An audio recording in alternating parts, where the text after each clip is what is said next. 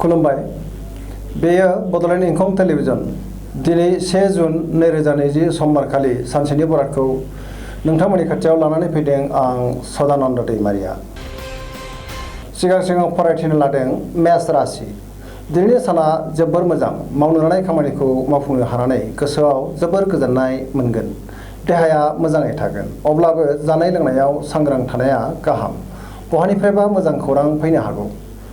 रांखावरियाव जोबोर मोजां। बेफार फालांगियावबो मोजां मुलाम्फा मोननो हागोन।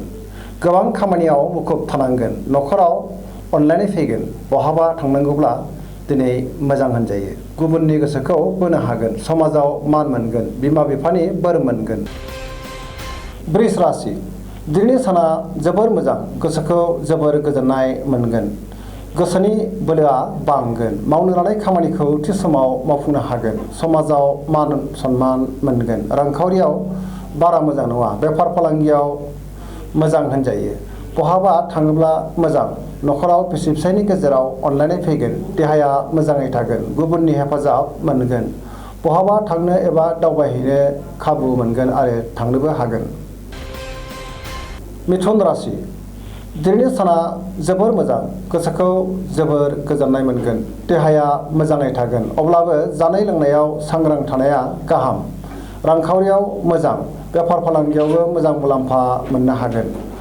न'खराव बिसि फिसायनि गेजेराव अनलायनाय फैगोन। समाजाव मान सन्मान मोननो हागोन। गोसोनि बोलोआ बांगोन। मावनो लानाय खामानिखौ थि समाव मावफुंनो हागोन। सेंग्रा सिख्लाफ्रा दिनै जोबोद रमान्टिक जागोन। कर्कट राशि। दिनैनि साना बारा मोजां नङा। गोसोआव गोजोननाय फैनाय नङा। मावनो लानाय खामानिखौ मावफुंनो हानाय नङा। रांखावरियाव मोजां नङा होनजायो। फालांगियावबो मोजां मुलाम्फा मोननो हानाय नङा। नाङा फाङा खरसा बांगोन। देहाया मोजां थानाय नङा।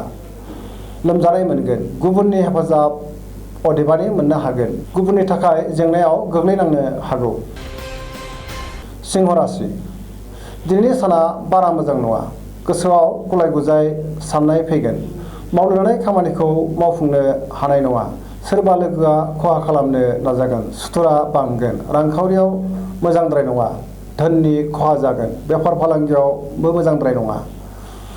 गोसोनि साननायखौ गुबुननो दाफोरमाय। न'खराव अदेबानि अनलायनाय फैगोन। माखौबा बांद्राय मोननो लुबैगोन। लब जासोगारगोन। कन्या राशि। दिनैनि साना जोबोर मोजां। गोसोखौ जोबोर गोजोननाय मोनगोन। गुबुननि गोसोखौ बोनो हागोन। बहानिफ्रायबा हरखाबै मोजां खौरां फैनो हागौ। रांखावरियाव जोबोर मोजां होनजायो।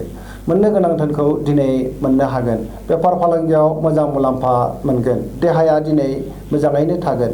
गोबां सुबुंखौ लोगो मोनगोन। न'खराव अनलायनाय फैगोन। गोबां खामानियाव मुखुब थानांगोन। सेंग्रा सिख्लाफ्रा मोजां खौरां मोनगोन। बहानिफ्रायबा हरखाबै मोजां खौरां मोननानै जोबोर गोजोननाय मोनगोन।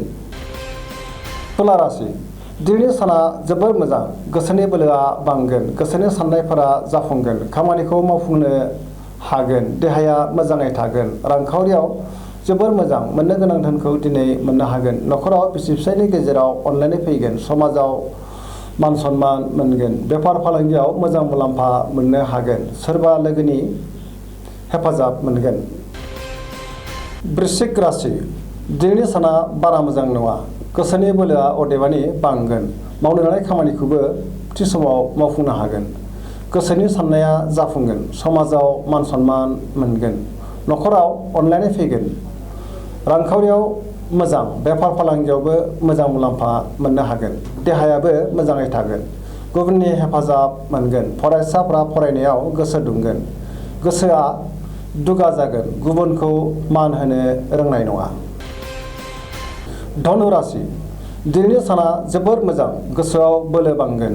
मावनो लानाय खामानिखौ थि समाव मावफुंनो हागोन। गोसोनि साननायफोरा जाफुंगोन। रांखावरियाव जोबोर मोजां। बेफार फालांगियाव जोबोर मोजां मुलाम्फा मोननो हागोन। समाजाव मान सन्मान मोनगोन। न'खराव माबा मोनसे फोरबो खुंनो हागौ। आलासि फैगोन। देहाया मोजाङै थागोन। न'खराव अनलायनाय फैगोन। सेंग्रा सिख्लाफ्रा दिनै गोसोखौ जोबोर रमान्टिक मोनगोन। मकर राशि। दिनैनि साना बारा मोजां नङा। गोसोनि साननाया जाफुंनाय नङा। रांखावरियाव अदेबानि मोजां, मोननो गोनां धोनखौ मोननो हागोन। बेफार फालांगियाव मोजां, गुबुनजों मोजां सोमोन्दो लाखिनो रोंगोन। न'खराव अनलायनाय फैगोन, बिदा फंबायनि हेफाजाब मोनगोन, गोसोखौ जोबोर उरां फारां मोनगोन। खामानियाव देबोर नांगोन, मोजां साननो रोंनाय नङा, नेगेटिभ एनार्जिनि शिकार जानांगोन। कुम्भ राशि, दिनैनि साना जोबोर मोजां, गोसोखौ जोबोर गोजोननाय मोनगोन, खामानिखौ थि समाव मावफुंनो हागोन, बहानिफ्रायबा मोजां खौरां मोनगोन, समाजाव मान सन्मान मोनगोन, गोबां मुंदांखा सुबुंजों लोगो मोनलायगोन, रांखावरियाव जोबोर मोजां, बहानिफ्रायबा गोबां धोन मोनगोन, देहाया मोजाङै थागोन, न'खराव अनलायनाय फैगोन, गुबुननि हेफाजाब मोननो हागोन, फरायसाफोरा दिनै फरायनायाव गोसो दुंगोन। मीन राशि, दिनैनि साना मोजां आरो गाज्रिनि गेजेरजों बाबेनलांगोन, गोसोआव गुलाय गुजाय साननाय फैगोन, गोसोनि बोलोआ लोरबां जागोन, गावनि साननायखौ गुबुननो फोरमायाब्ला गाहाम जागोन, देहाया मोजाङै थागोन, रांखावरियाव मोजां होनजायो, बेफार फालांगियाव मोजां मुलाम्फा मोननो हागोन, न'खराव बिसि फिसायनि गेजेराव अनलायनाय फैगोन, गोसोआ दिनै रमान्टिक जागोन, नेगेटिभ एनार्जिनि शिकार जानांगोन। दिनैनि राशि फरायथिनाया एसेनोसै। जोबनायाव बेखौनो खावलायो जाहाथे नोंथांमोना सानफ्रोमबो जोंनि बे बड'लेण्ड इंखं टेलिभिजनखौ नायबाय थायो आरो साबस्क्राइब खालामो। एसेनोसै, गोजोन्थों।